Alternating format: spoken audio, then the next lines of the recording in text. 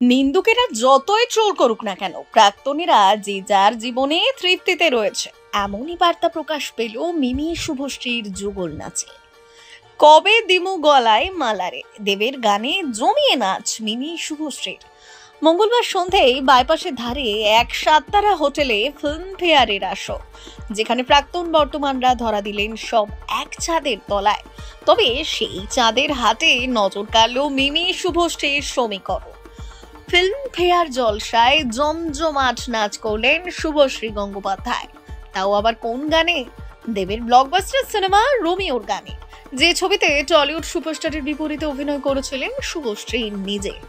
একসময় দেব শুভশ্রী জুটি বহু সুপারহিট সিনেমা উপহার দিয়েছেন, তবে সম্পর্ক ভাঙার পর আর তাদের এক ফ্রেমে দেখা যায়নি। তবুও এখনো আশা ছাড়েনি সমস্ত অনুরাগীরা। বর্তমানে যদিও ধূমকেতু রিলিজের অপেক্ষায় অনুরাগীদের চাতক পাখির দশা, তবে দেব শুভশ্রী সিনেমার গান আজও শ্রোতা অনুরাগীদের পছন্দের তালিকায় শীর্ষে বিরাজ করে। রোমিও ছবির কবে দিমু গলায় মালারে তার মধ্যে কিন্তু অন্যতম। মঙ্গলবার ফিল্ম ফেয়ারের মঞ্চে সেই সুপারহিট গানে নেচেই বাজিমাত করলেন শুভশ্রী।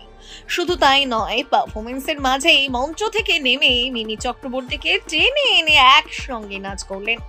অনুরাগীদের কথায় এক যুগলবন্দি নাচ, যা নেটিজেনদের অবাক করেছে খুব আশ্চর্যভাবেই।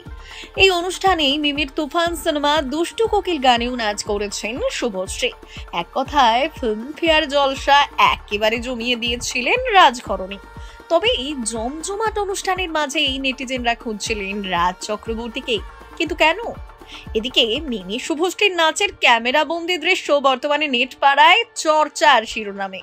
কেউ দেবের খোঁজ করলেন, আবার কেউ বা বললেন রাজদা থাকলে 16 কলা পূর্ণ হতো। অভিনেত্রীর হাই ভোল্টেজ পারফরমেন্স নিয়ে নেট পাড়া যত না উচ্ছ্বসিত, তার থেকেও বেশি তাদের নজর কাড়ল দেবের গান।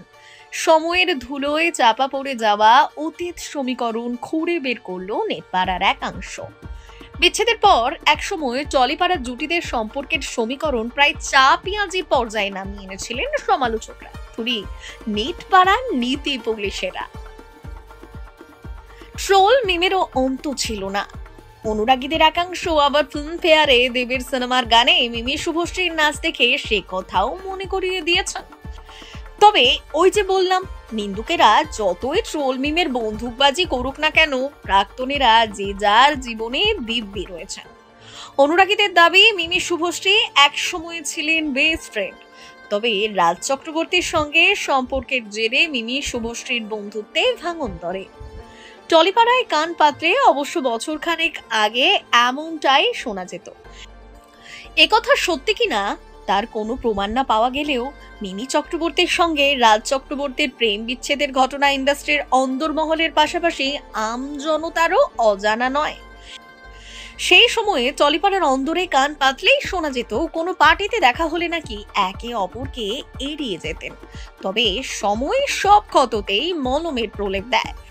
মিমি শুভশ্রীর ক্ষেত্রেও সম্ভবত তার অন্যথা হয়নি। নেটিজেনরা বলছেন শুভশ্রী তো বটেই, এমনকি রাজের সঙ্গেও সৌহার্দ্যপূর্ণ সম্পর্ক বর্তমানে মিমির। তবে কি বেস্ট ফ্রেন্ডের তকমায় ফিরে আসবে আবার মিমি আর শুভশ্রী? অধীর আগ্রহী অনুরাগীরা। ব্যুরো রিপোর্ট, সিনে চক্কর।